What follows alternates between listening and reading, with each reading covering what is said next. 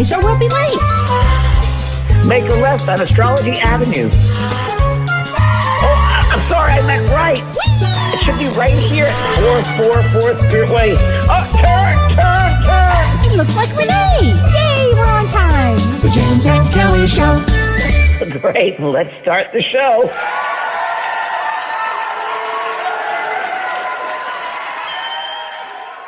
Hey, Kellee! How are you? Jeez. I'm here with three of my guides right over here. Oh my gosh. Okay, wait, let's introduce everybody. Should we introduce everybody? Yes. Dana, you want to tell everyone your name and what you do and how we met? Okay. I am Dana Crochier. I met James in Sedona, Arizona at the Illuminate Film Festival. And I'm a film producer, and we created a film called Love Heals. And they've been on the show before. Yes, on our show. It's a great film if you haven't seen it. Incredible. Won awards. Yeah. Thank you, Kellee. I'm Chrisanna Sexton, and I'm a director, and we work together. So it's really wonderful. And we just adore James. So we're happy to be here. And then this new one over You're there. filming a movie. Hi. Hi, I'm Kellee, and I have a marketing company, and I just recently met James in person. I've known of him because I used to work for Hay House, so I have the opportunity to work with him again, which is great. And we're developing the mediumship. We're filming the mediumship, the meditation course. Yes. And It's going to be so great. What a great course. The whole studio here, my office. So the ladies will be joining me or not joining me, whatever they're going. So we just want to sit. I invited them to sit in. And Great. So great to have you guys. Oh, thank you. Great to be here. so what's happening with you, Kellee White? Oh, well. Oh, I have something good. I had some really great news. I signed my contract with my editor, Linda, Congratulations. for my book. So I'm Congratulations. so excited. She's the Thank best. you, Linda. Thank you. Linda, you know Linda Thompson? Hired Reed Tracy for Hay House. Yes. Very cool. She helped me. She's great. Good. Yeah, So congratulations, Kellee. Thank Wow. you. Thank you very very happy. much. Very, very happy. Wow. There's a lot going on astrologically, a lot of What's happening change. astrologically? Okay, so let's just talk about this. It's been this is an unbelievable week, you guys. But first I want to get to Lisa Marie Presley because I thought that was so important. Her passing was really important. I mean, it was very sad, but I had a lot of thoughts on her passing. My first thought that I wanted to say is that she was born on February 1st. And February 1st is a Jack of Spades day. Now, when I do the Destiny system, I talk a lot about, different birth dates mean something. And a Jack of Spades is the spiritual initiate. It's a very hard placement. There are only 2 days. So if you were born on January 3rd or February 1st, you'd be a Jack of Spades. Really hard life, actually. And you have to overcome everything. But what I thought was really interesting is that she passed on January 12th, and that was an 11 day.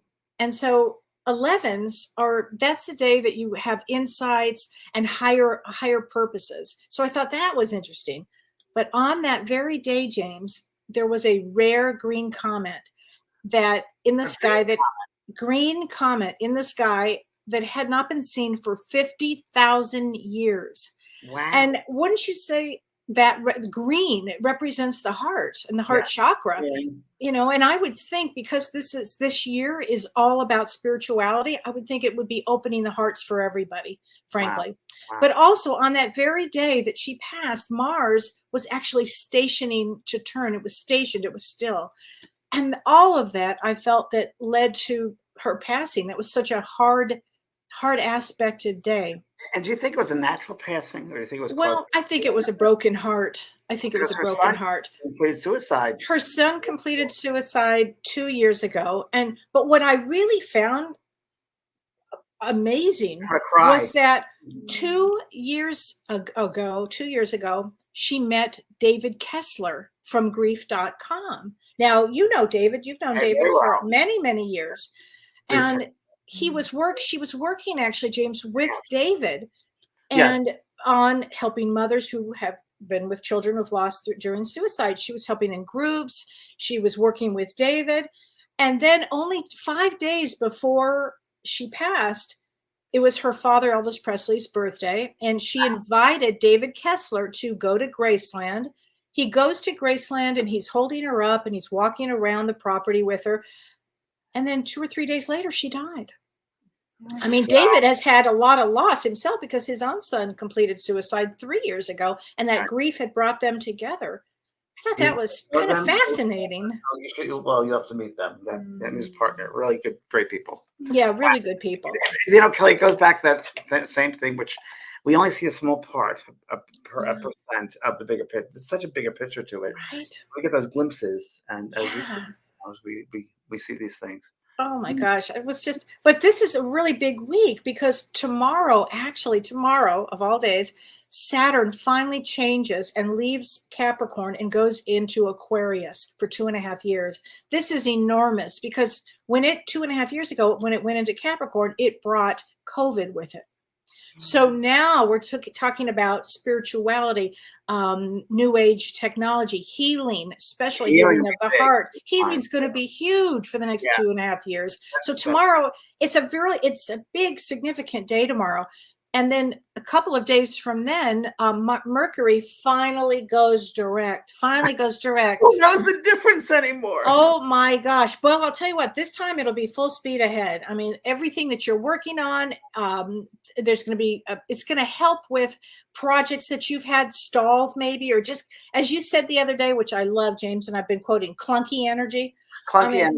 That's what it felt like. It's totally true. Well, now it's going to go full speed ahead. But I do want to mention this on the 18th. This is the one kind of a clunker in the whole bunch. Thursday, right? On Thursday, yeah. The sun conjuncts Pluto, and it's in Capricorn. And when this happens, this is about the sun highlights power, and Pluto's this hidden kind of aspect. And conjunct means that that's the same degree, which makes it give more power to it. And so I think that politically, we're going to see some changes or big things. Secrets will be revealed. Secrets will be revealed. Yeah, Pluto. And Pluto means transformation. So again, this month brings a lot of stuff. It's a powerful time. Wow. So, hi, Mary. Hi, Lisa. Hi, Miss. And Margaret, thank you. Talking about Lisa, thank you. Sorry, there's so much going on here. There's so much going on here. I know. And I know we're going to be talking about spirit guides. My favorite topic. What about you? Well, you know, it's very interesting because a lot of people from my website, my Facebook page, and so forth, want to know about guides. And in my soul care, they talk about guides. And first of all, yes, we all have guides. People ask, is there a certain amount of guides? Not necessarily. And there are certain guides that are assigned to you, or you work with. I believe.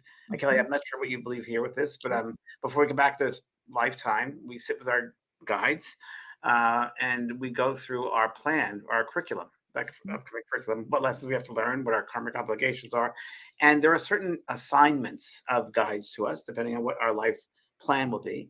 And let's say, want to be a painter? Well, you'll have a guide that influences you with painting and bringing out those innate gifts within you come out to the surface, and they help you. When I was a medium, when I studied the medium, I had a medium and a doctor from the other side, a chemist, actually working with my energetic body to be able to open up to spirit. And we have many guides, and they change over the years. As we develop, they develop. We get new guides for new things. There are some that last a lifetime. There's some who've had many lifetimes. Many people who pass over, or your friends or family, become a guide of yours sometimes. My mother became my guide when she passed because she said she didn't feel she did enough for me in the physical world, so she can now do something in the spiritual world. So does that mean that if you have a parent that has not been very good for whatever reason, they could actually come back and, I don't want to say to make it up to you, but kind of karmically help you? She felt that she wanted to do more for me, that the potential was there, but she didn't use it because she had her own stuff going on in the lifetime. So she did it from the other side. And I know now she's finished with that. She feels the obligation is done and she can move on to other things. But yes, we many times have that. So and also you have, I call them opportunity guides. I wrote a book called Wisdom from You Guys. Everyone knows. We have it. You have it. Yes. Oh, you bet. Love this book.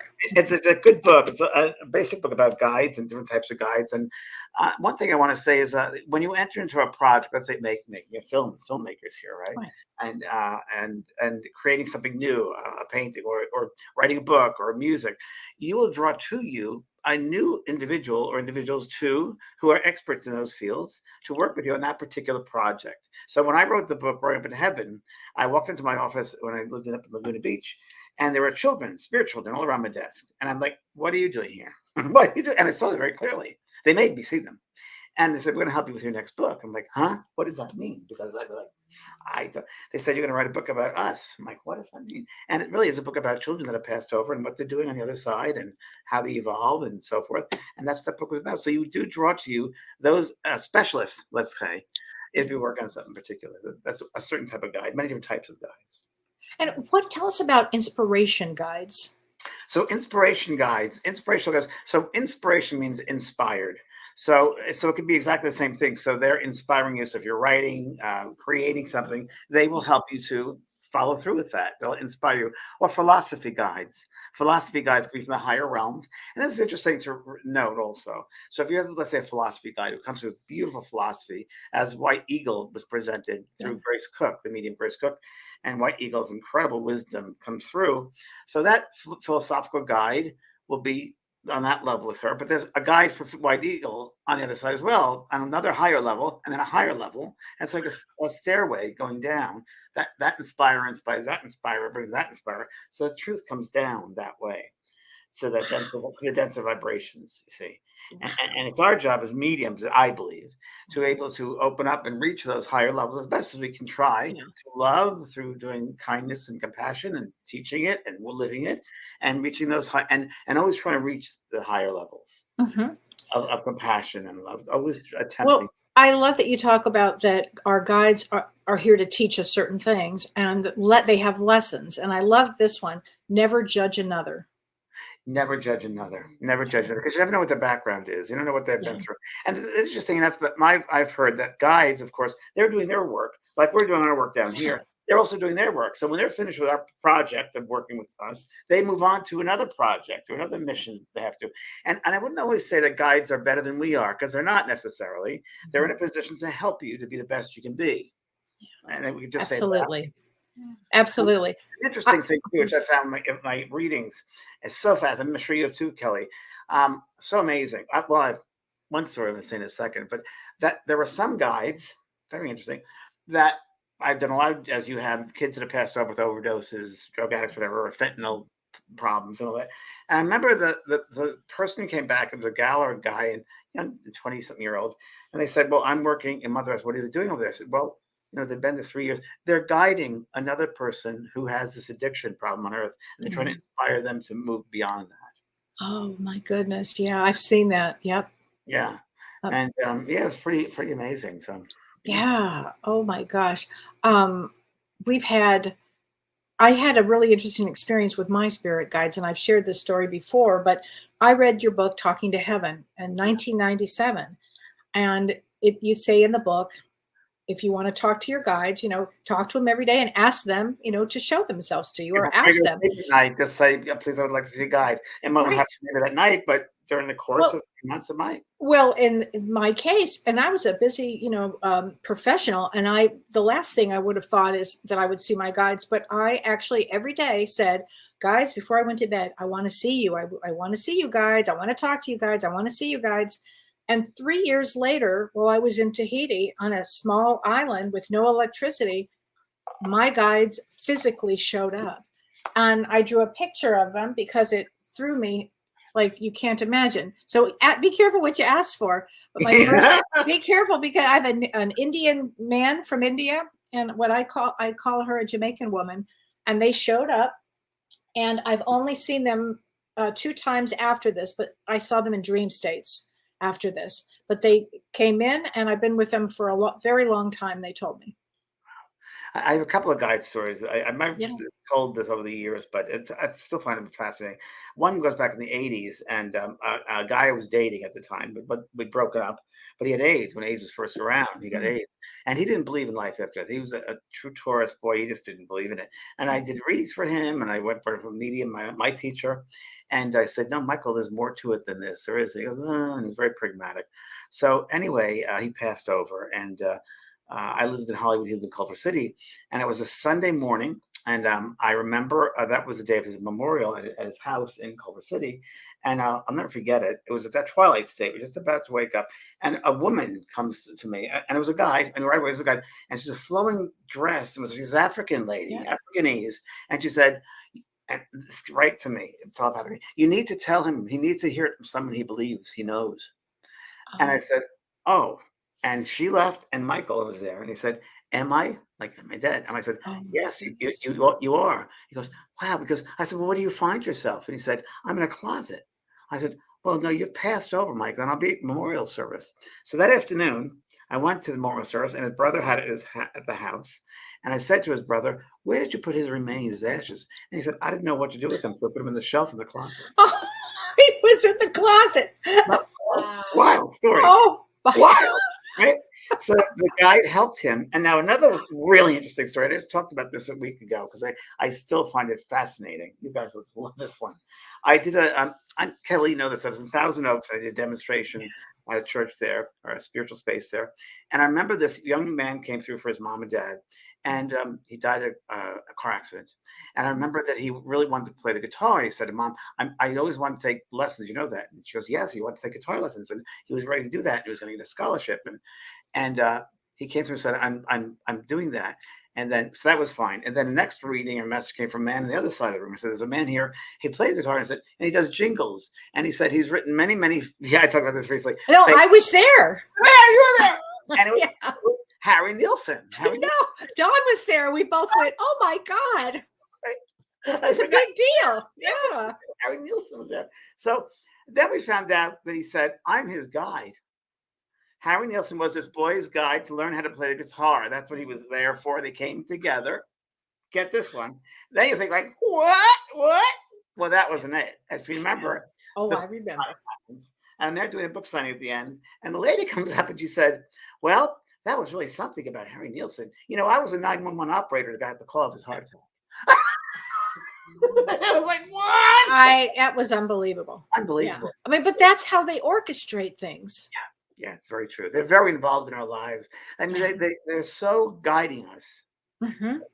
They're so guiding us all the time. And we just got to remember to step out of the way and just be open. And things happen in weird, strange ways. And like the more you try to control things and hold on tight, the harder it is for them to get through. And the harder it is to be inspired because we're closing down that vessel, that channel. Well, but we were asked, what's the difference, James, between a guide and an angel? Well, that's very interesting. This is people might find this amazing, but I don't know if I totally believe in angels. There you go. I do very much. You do. Very much. I don't know. I think that angels might be in a different realm altogether. Okay, I'll put it that way. I think that might be maybe more evolved. I don't know. I don't know. You know, I'm a double earth sign. Come on. I know. So part of me is like, well, I've heard from other days in the past days of angels that really what had happened was someone had a vision of someone, and there was so much light behind them, they thought they had wings. Oh, interesting. And it was the aura. Yeah. And I believe. I don't know if I believe that angels with wings and flying and harps. I don't believe in that. I just don't. I do believe they're inspired beings, very evolved beings. We can call them angels. Mm-hmm. You know, I'm doing a show right now about angels, so I understand. And I know. What can I say? I don't know what to say. Well, I always say this when I get asked that question. I always say that we don't have to agree on everything either. Kellee. No, absolutely That's why not. we do this, because we have to. Absolutely, but guides, from what I understand, from my experience, most guides have been on Earth before. They've had at least one lifetime here, so they understand the pitfalls of Earth and how difficult it is and how challenging it is. Yes. Where angels, I don't think that they haven't had physical lives here. They kind of come in and swoop out. Yeah, but they're also guides that have never been on the Earth. They're also that's true. The higher beings, for sure. The higher realms. So those for sure. I guess the labels don't really matter, right? It's more the work that matters and how they help us and assist us. So if with your angels, I always have, and this is just me generally speaking, and I always have a hard time, as I've done this work for many years, getting into, and my points of view have changed over the years, I know. totally. But when people place human traits onto things that aren't human, like, I need the name of my guide. I need the name of my guide. Well, it's more energetic. When you feel a certain energy, like if you tune yourself to an energy, you feel them. And later at the end, we'll do a little exercise with us. And you'd feel the difference in the energy. That's more the different frequencies is how I would really respond to their identification. I mean, It's funny you said that because I never really got a name from my guides ever. they Never did. It really is not important. give you feelings. It's not important. It's important for the human for the conceptualize it, but it's not for them. It's more energetic, and it's more important what they help you, assist you with, and how they merge with who you are. They're part of us, and that I think they bring out those aspects of themselves, maybe that they've perfected, if we can, or evolved with, that they try to help us to evolve those other similar aspects. Yeah. And they're always guiding us. I mean, we're always looked after. We never walk alone. No. We never walk alone, and It's not possible. It's not possible. And it's so interesting because there's so many realms around us and levels and dimensions all around us as we sit here. It's all around us, and they're always around helping us. So people are asking, what's the best process to connect to your guides? You read the book Wisdom from Your Guides. Yeah, that's true. That's true. Understanding your guides. So, so there are many different ways, and I have a class on it in my school as well with your guides. But to me, again, I'm a real proponent, and this is my meditation course we're filming today, about sitting in the quiet, sitting in the silence, the stillness, and really becoming aware of that space. And with that space, you become aware, and again, with this exercise later, a little bit of this, where you become so aware of that surrounding, and that you ask a guide to come to you, and you become aware of the energy. So we'll do it later. It's a way of doing it, but that's one way. Another way you can do it, which is really lovely, I like to put myself in an alternate state of consciousness. So whether it's doing a breathing exercise, bringing up and relaxing and just surrendering. And then another way is you can have a pad and a pen and ask an inspirational guide to give you a message and automatic writing. I've done this in workshops and it's amazing what comes through.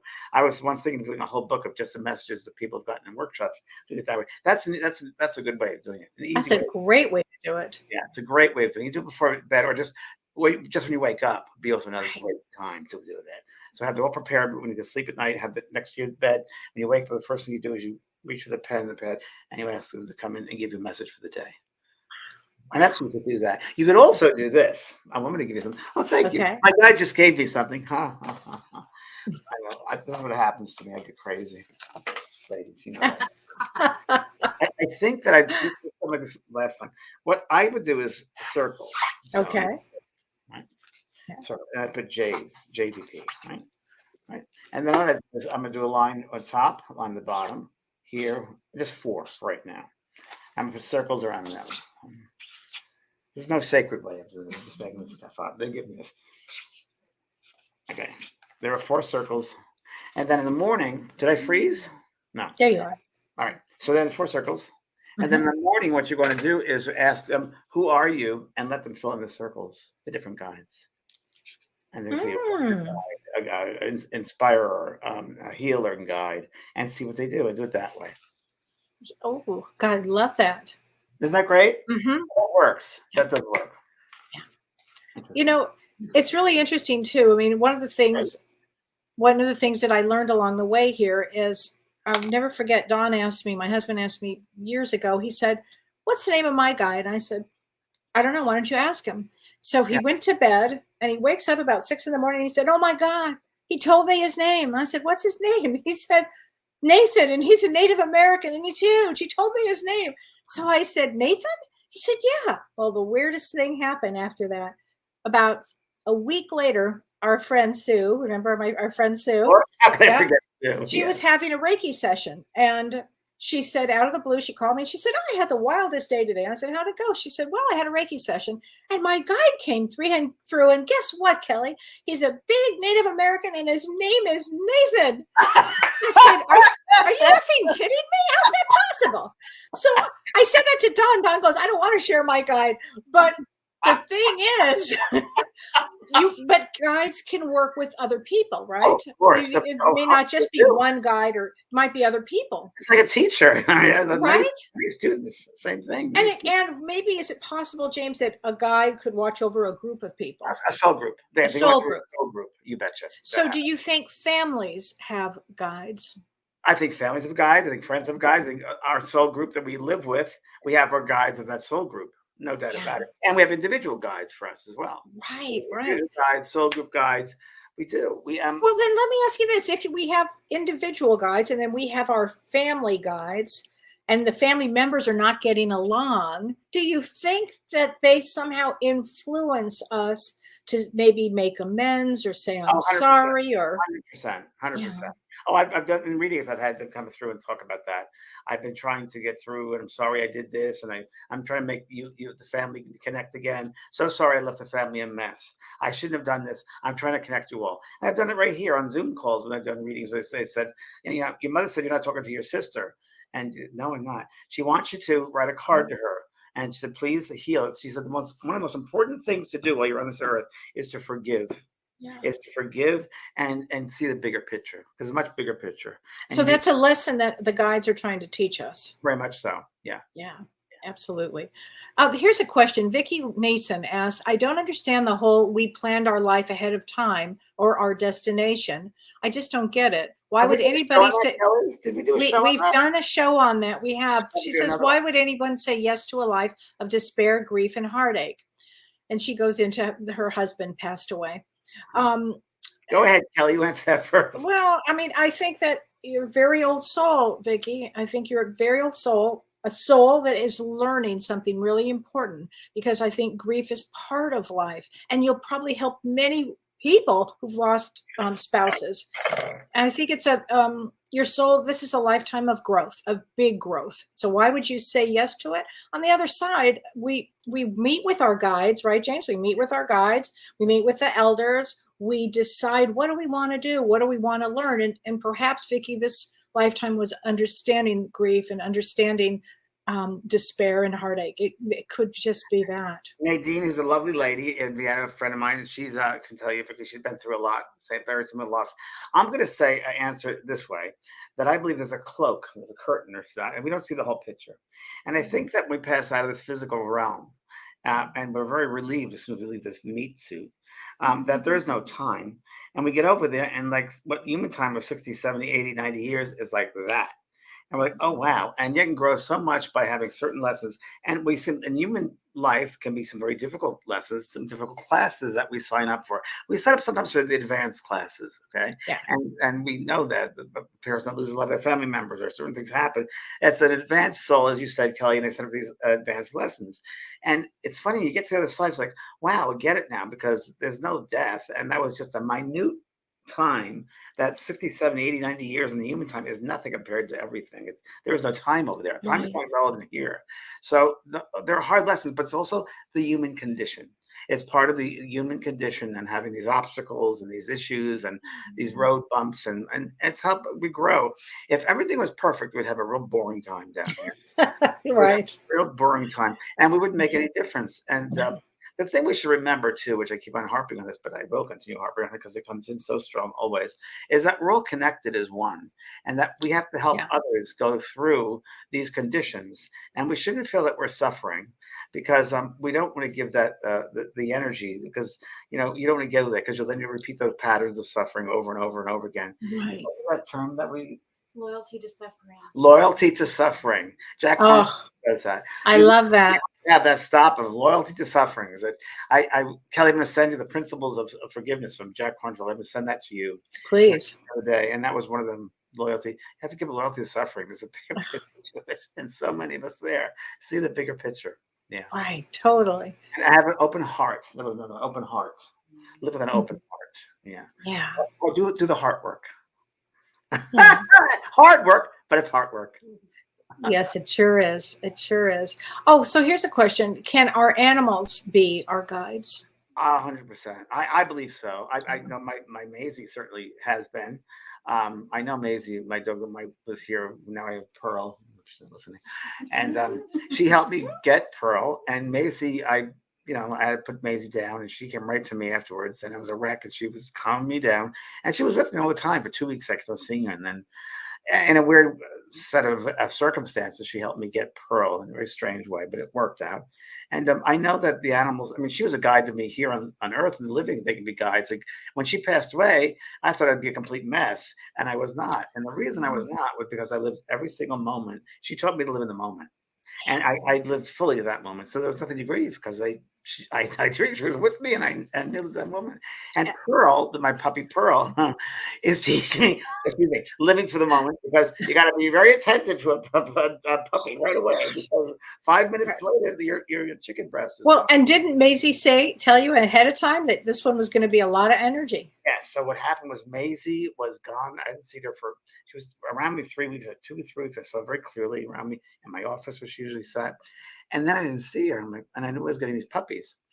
And about a month later, I'm driving back from Palm Springs, just driving, looking at the scenery, and all of a sudden she comes to me. And she looked awful. She looked at me, just like this limping, like, wow. I said, "What happened to you?" And she said, "I've been working." The thought was working with getting the puppies there too then. And the most energetic Jehovah she could have. So at least she was trying to show me that you're going to be knocked out. She was right. She was right. Oh my gosh. So here's a good question. Peggy Clancy Everham says, how do you heal a relationship with a narcissist? First of all, take my class.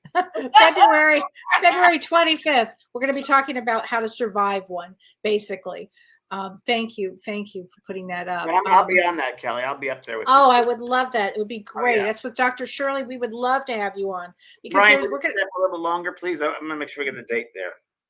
We're going to be talking about traits of a narcissist, how you know that you're with one, and then really what to do, and how do you heal one. We'll be talking about that, Peggy, because basically you have to really usually walk away. And Kelly is great. I'm telling you, she really has taught me about recognizing sociopaths and narcissists and levels of narcissism and borderlines.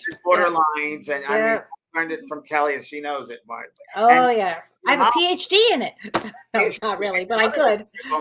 Well-known therapist. My mom was a really well-known psychologist. I won't go any further with that, but she's very yeah, exactly. But boy, I tell you, I learned everything I need to know about, in relationships that I've had. And Dr. Shirley and I and you, James, we'll be giving good examples and personal examples of narcissists. And the most important thing, I think, is we talked about this last week too, how to recognize them. Yeah. We will be doing that. So thanks for asking. So here we go. Okay, now Shannon Springs says, do all souls at passive suicide have to come back? It seems inhumane to ask a soul too much pain to stay. Okay, so let me just answer it this way, Shannon. How do we know that soul didn't pick that way of leaving before they came back into the body? So that's another lens. Yeah. Another lens that there's a possibility that soul group had to learn about, what do you want to talk about? Compassion or forgiveness or whatever those lessons were. And the soul from that group said, okay, I'll take on the suicide and go early so you all can learn about compassion, forgiveness, or whatever. And that's a possibility. That is a possibility. That does happen. So not all suicides are negative, if you will. I do believe that cutting school early isn't good. But I also have learned, and this changed my mind completely from 1997 when I wrote Talking to Heaven, that there are some suicides that was the destiny of part of that soul group, that person would go that way and complete it. And that's, the body can't be hurt. No soul is ever harmed. Suicide, you don't go to hell. There's no such thing. There's no harm. The harm with that is sometimes, and it depends on the mindset of that soul who's going through that experience, because there can be those that are already evolved going through it, and there can be those who do it emotionally. There's an emotional upset and they go. And I have found that, and this is really interesting, when I did a reading for a lady, I mentioned about this before in the show, it was South Africa, and her son came through, and he showed me his death condition. He hung himself in the tree, and I'm like in a tree, and all of a sudden I'm coming out of the top of my head, the crown chakra, and the first thought he had was, "Oh my God, my mother's going to find me like this." And it seems that many of them, again, depending on the individual experience, are upset at the people that will find them. What have I done to those people? Because it could be very selfish in some respects. Then there are all different types of suicides. There are mental breakdowns, or it's so many facets to it. Yeah. One thing we could do down here is to send love to them when they pass over, because we don't know what their situation is, but love is the greatest healing force there is. Yeah. The filmmakers have made a movie, Love Heals. I mean, this is they're sitting right here. Is your movie still available for people to watch? I'm glad you asked, ladies. Yes, we are actually currently in a virtual screening window, which is not that common. So if people do want to see Love Heals, they can watch it right now. This is our first free screening, so donations are welcome and suggested, but if you can't afford it, that is perfectly okay. We want to spread as much hope and healing as we can to people. So lovehealsfilm.com. We have the screening going now until Thursday. It was supposed to end last night, but we have because of you guys, they kept it open. We did. We want to make sure that we can spread more to your communities and help more people. So I love the movie. I talked to everybody about it. I just loved it. Amazing. Thank you. I thought it was just terrific. You're just hanging out this weekend with Anita Murjani. Yeah. And Greg Braden, my soul brother. And we're in good form here. Wow, really good form. So Renee Hounsel has a question. Do our guides work with our higher self, and then does it filter down to our soul here? Great question. Oh, She's an advanced soul. She's an advanced soul. She has a lovely question. I agree with that 100%. I totally agree with that. I know I told this story, I think today, someone about ayahuasca or yesterday, about how my higher self, and it was influencing me, the lower self, by when I took ayahuasca tea and said, this is your initiation. That was 20 years ago. And it was me with blue eyes and a mustache. Now it might have shown, and with a turban, and it might have just presented itself that way so I could know it was part of me, but I knew it was my higher self, and it was feeding to the lower self. And I do believe that. I believe our higher selves feed into the lower self. I do believe there are all different levels of that light coming down to the filters down, without a doubt. There's a Kellee, that wonderful show, that movie that we were talking about with Jonah Hill, with the Stutz on Netflix. Yes. Oh my God!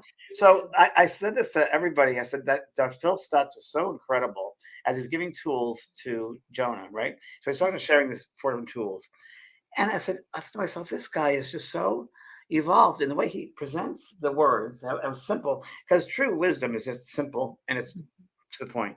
I said, he's getting this from spirit. He's channeling. I thought the same thing, James. And then we find out his brother died at age 3. I'm like, there's a guide. His brother is bringing us information.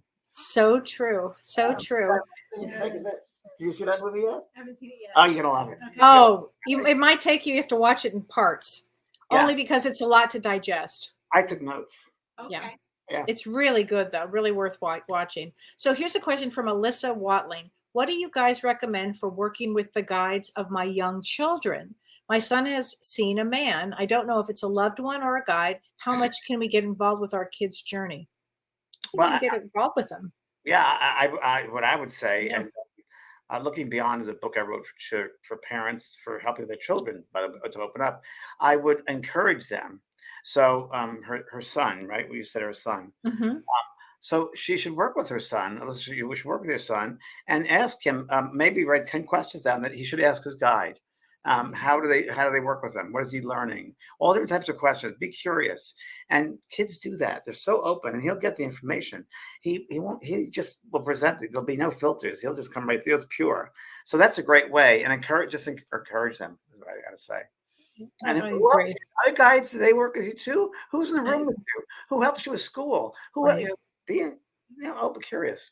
I do that all the time with my grandkids. I ask them all those questions. Tell us a story about you mentioned. It was unbelievable. When my grandson was 4, he was in bed with me, and we were snuggling, and he said, Gigi, he said, I want to talk to you about something. I said, all right. And I want to talk to you about something, August. I said, tell me about heaven. What's heaven like? And he, without missing a beat, and this is a kid that had no religious, nothing. He said, oh, Gigi, heaven, it's so magnificent. I paint in heaven. I said, you paint in heaven? And he said, oh, the colors, they're just beautiful. I love the colors in heaven. And Gigi, you know what? I said, in August, are you going to paint while you're here? And he said, no, I'm going to do something else. And I said, before I could say, what are you going to do? He said, you know what, Gigi? When you come here, they take away all your memories. I said, they do? Why do they take away your memories? He said, so we could create new memories. Wow, that's great. It was just flooring. It was just flooring. And then my granddaughter, who's 3, recently shared with us how with her mother, she said, I'm very sad. And Holiday said, my daughter said, well, why? Why are you sad? And she said, my father and my granddaughter died in the ocean. And I'm with a pastor right now, and the pastor is helping me. Now, that was shocking because, again, there's no religion. She wouldn't know the word pastor. She's 3, and that's not even in their consciousness. And this was like 3 weeks ago. Yeah. And so the children will have those memories if they've had a lot of sorrow in a past life. I mean, it kind of comes through into the physical body. It can come through. So Holiday got it right away. She knew immediately what had happened. And she said, well, let's talk about that. It'll be okay. And just really tried to, and she was crying. Well, I wrote it all down. Yeah. And Holiday was holding her and she was, very sad. Isn't that fascinating, right? Where did this happen? Well, Holiday asked her and she didn't say, but she did say her granddaughter's name. She did tell her granddaughter's name. And it was an old-fashioned name. Yeah. Something amazing. Like that. Yeah. Children's lives. It's just incredible. With past lives, it's interesting because I really believe in quantum physics, and I don't know enough about it here, but I do believe that past, present, future can be all one. Yes, I agree with that completely. We leave this curtain. I think that's part of it, and those lifetimes that are most traumatic or most moving.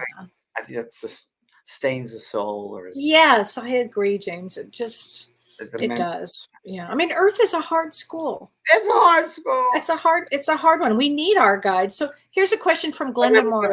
Let me just repeat something that I heard from Jack Corfield. It's a moral obligation to be joyful in life. A moral obligation. Interesting. Joy in life. When you live in a world of chaos and upset, you have a moral obligation to bring joy to that world. Yeah. Oh, that's great. I like that. Yeah. So Glenda Morris says, I lost my dog. She was 17 years old and my heart is broken. Do you think animals go to heaven? Of course. My dog is 17 years of age and in heaven. Yeah. And she's probably, and we want to call heaven, right around you. So she hears everything you say. She might be on your lap, or she'll probably go to the same places she used to go to. Maisie comes to my floor here often. She's busy now. My dog Maisie, she was a white Jack Russell Terrier mix and a Dachshund white Jack Russell. And it was so interesting because she used to hang out right by the desk and do the show here. And after she passed away, and of course, I understand you're going through that grief. It's a hard grief because it's unconditional love. My friend Jordy in Ohio said, "Yeah, well, Maisie's been around. Maisie's been busy." I said, "You think so?" She goes, "Oh, I know so." I said, "Yeah, I haven't seen her in a couple of weeks." And she goes, "Oh no, a girl here in Lima, Ohio, was in a coma at 4 years of age, and she woke up. They got her out of the coma. She came out and said, oh, how'd you do?" She goes, "Oh, this lovely white and black dog named AZ helped me." Oh my gosh. Oh, James, that's something. It's like the black and white ear. It's like, wow. Well, she's busy working. She's busy working. I knew she had work. I knew she left here because she had to go to work. I knew it. Right. Okay, this is from HS88. How can I have a visitation with my guides via my dreams? And more importantly, how do I remember them? Okay. Well, part of the exercise, which I'll give you right now, it's a simple exercise, and you don't have to do it right now, but this is the exercise. It's if you want to do it right before bed, that's fine. You can do it in a relaxed state, and really start it with the breath. So you're going to breathe in through your nose at a count of 3, if you will, and then out through your mouth. There's 2 counts more to 5, in 3 or 5, and just bring yourself to a lovely state, of relaxation. At which point, what I'd love you to do, everybody, is to visualize yourself, and you're going to visualize yourself in a room. And this room could be made a simple room, square room with silk drapery, perhaps, something that represents you and let's say your spiritual self. And this is your meeting point. It's a meeting point. And in front of you, there's a chair there. And at that chair, as you sit there, you ask a guide to appear. and you're going to do it from your heart, not your head.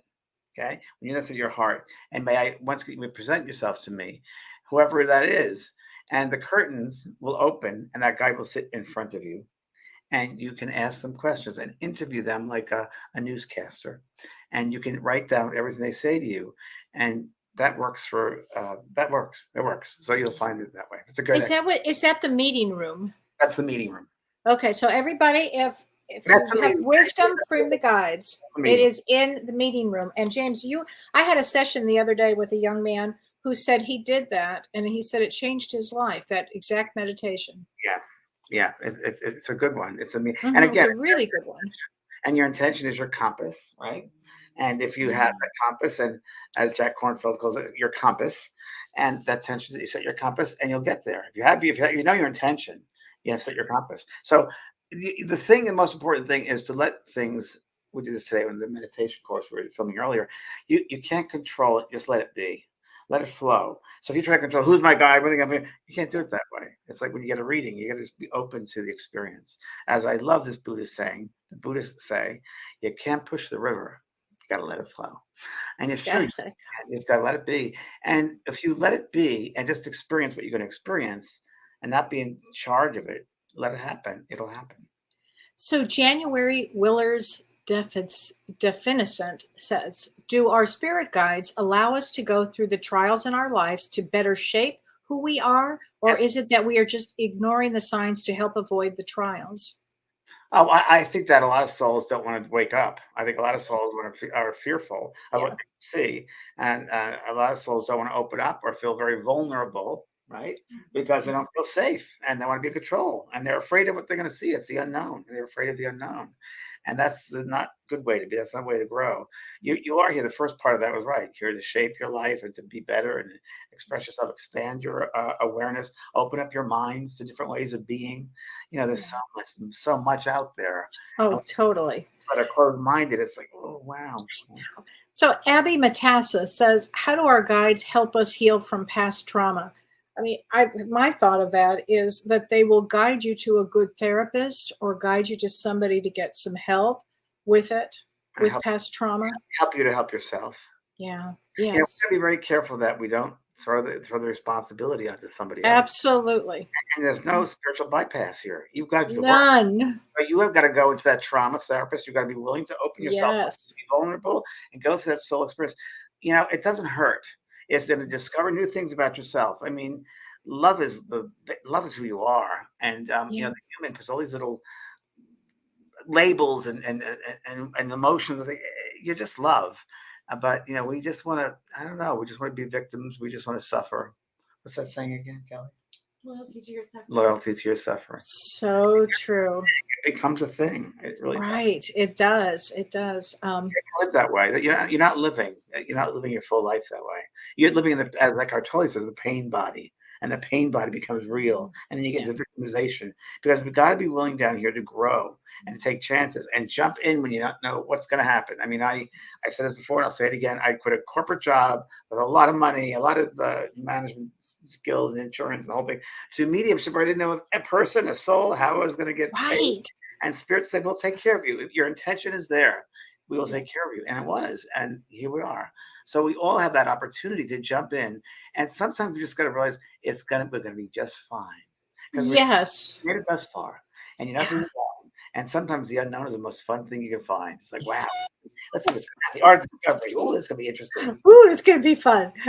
And it is. And it's a real circus. It's a real Ferris wheel. It's a real ups and downs all around. That's the human condition.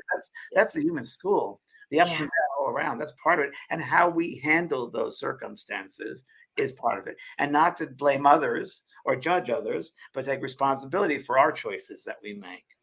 And we'll replace ourselves. So true. Right? So Julie Munsterman says, is it common to have a saint as your guide? Could you tell me why a martyred saint might be my guide? What do you think, Kelly?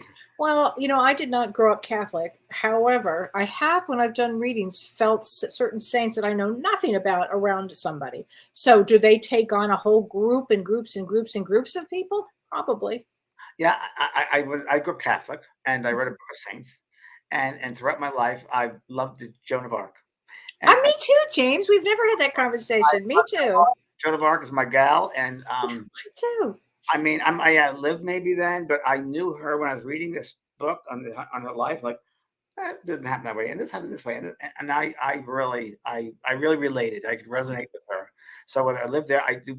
Now saints, I don't know. We again with saints, it's the human being putting that on someone else. So it's like, so that to me, it's like celebrities, right? So we place all this stuff on celebrities, like Elvis Presley or whoever, and they're not that way. Like Marilyn Monroe's come through me and reading. She said, I wish the Earth people, would pay homage to themselves instead of us. I'm not that, but they place on us, and we know that they're just souls.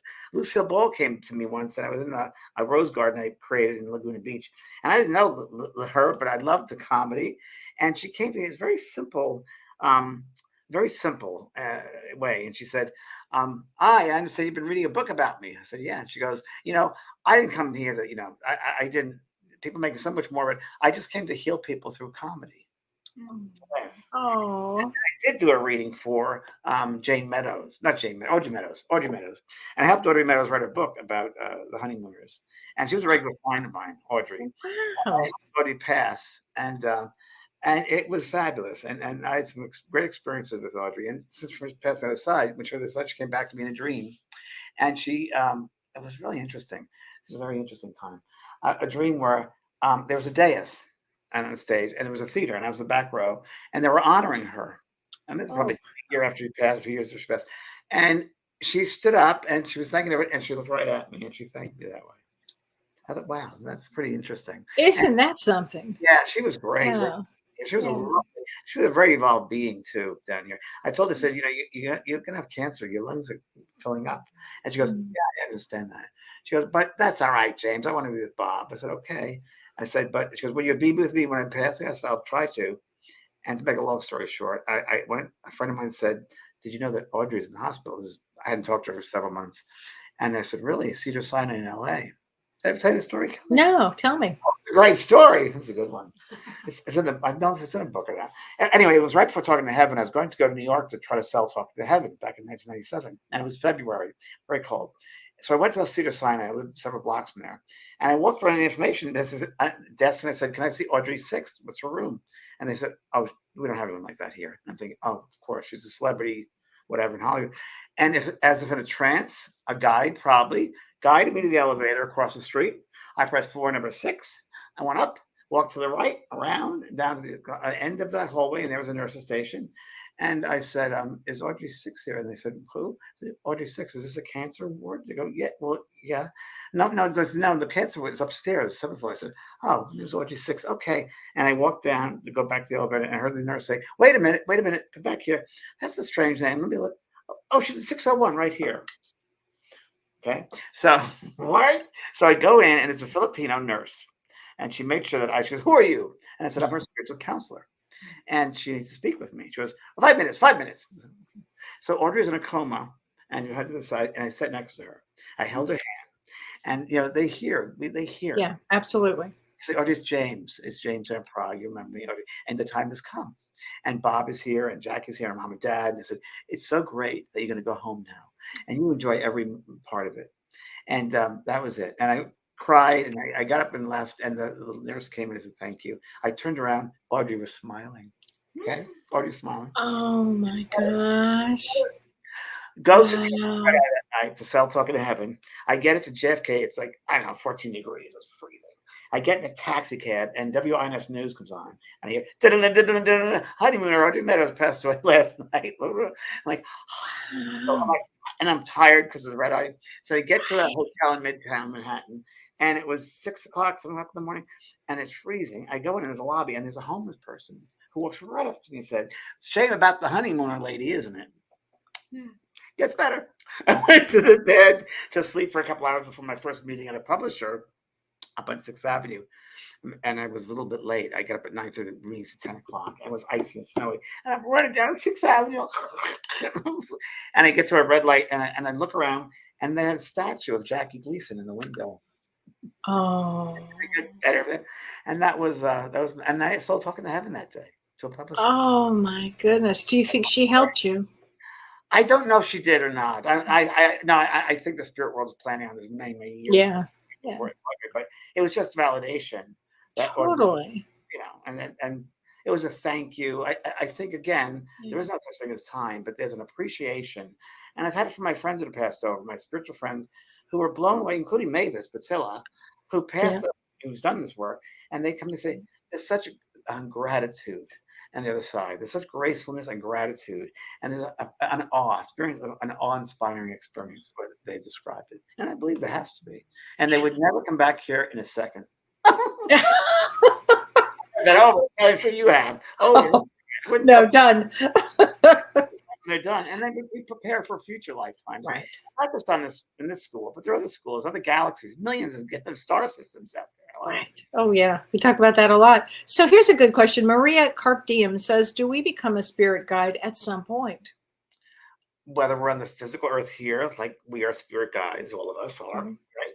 I think we are, and so I think your life experience. I'm sure I think so. They're walking guides among us. Yeah, they're walking. Oh, absolutely. And also, we may be working here to become a guide once. In my book, Earth Guides, you meet people in your life on Earth who help you in your way. Connie Leaf, my very first book I'm going to have is dedicated to her. She was kind of my adopted mom, and she believed in me. She taught me about believing in myself, and she said, "You're a very special person." This was I was 7 years old, and she took me under her wing and just guided me. And if it wasn't for her, I wouldn't be here today, because she really believed in me. Yeah, so we all have those Earth Guides that push us a little bit or help us a little bit here and there that I think are meant to be on our path. That's part of a destiny point we have. Oh, absolutely, James.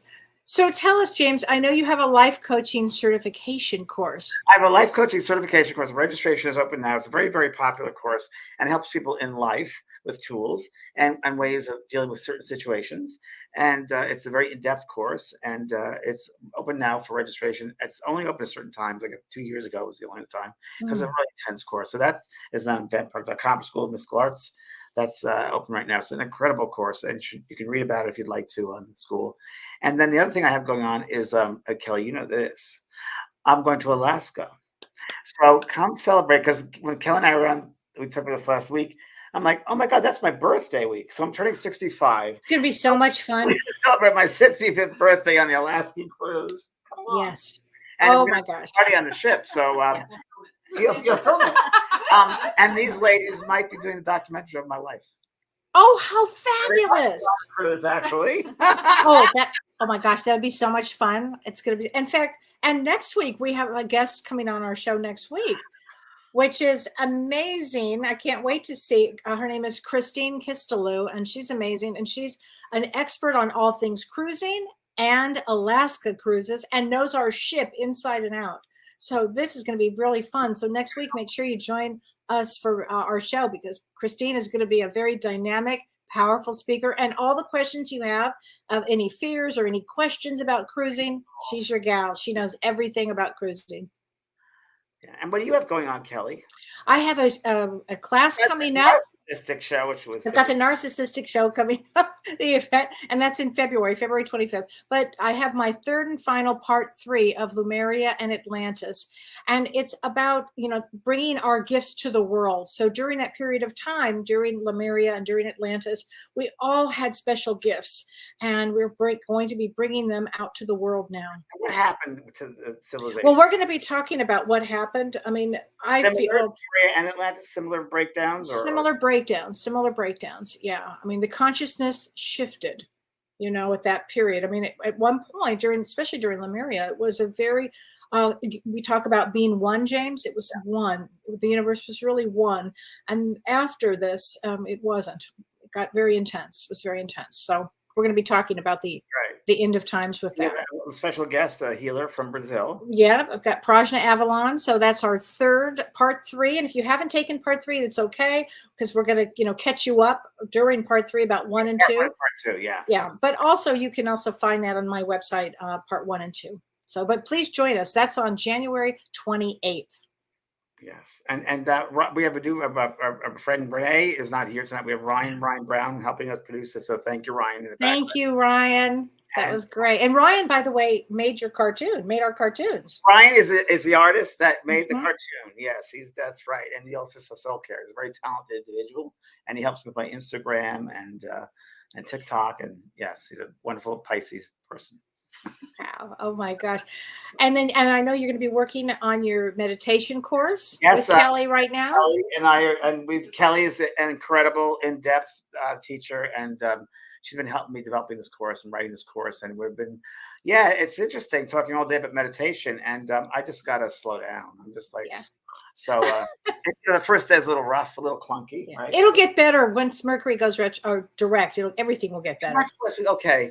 Because so it's going to be a few more days. Yeah, it'll be a great course. So we're working on it. And these ladies are filming your next. What's it called? The film. This is you. It's called Rescued Hearts Film. So, and what is it about? Demystifying the healing power of horses. I mean, come on. So how great is that? We're excited about it. We're in the early stages, but we're doing some filming out here, and it's remarkable. And we actually already have a website up. So if you check out rescuedheartsfilm.com, you can see a little bit of how we're getting going. But and you also mentioned for Love Heals, you looking for sponsors, or you want some? Yeah, so we got some huge news that our film Love Heals is going on PBS this year. So we are thrilled. Congratulations. That's huge. Yeah, it will get this healing message out to millions of people. So we are looking for sponsors, the brought to you by. So there's sponsorship available to just partner with us on the journey of getting this out to the world. So we are looking for people to come on that journey with us and help out with some sponsorships. So check out the screening too. Yeah, Where do they go for the screening? Where do they do that? Loveheals.com? Yeah, it's lovehealsfilm.com. And if anybody reaches out to us over Instagram, Facebook, or the website, it comes directly to me, Dana. So I'm happy to answer any questions. You'd be sorry. Yeah, exactly. I was thinking that. Yeah, that's till Thursdays. You should watch. Oh my gosh. Well, it's so great to see you. I'm so glad you guys were here. It's so nice to meet you, Kellee, too. It's really great to see all of you. Thank you, Kellee. We'll see everybody next week. Next week. A great show next week. Take care. Thank you. You've been listening to Both Sides Now and Beyond, featuring spiritual medium and master teacher James Van Praagh and spiritual medium and psychotherapist Kellee White. That was great. Maybe we changed some lives. And maybe opened up some minds. Which way do I turn? Right. I mean left. The James and Kellee Show.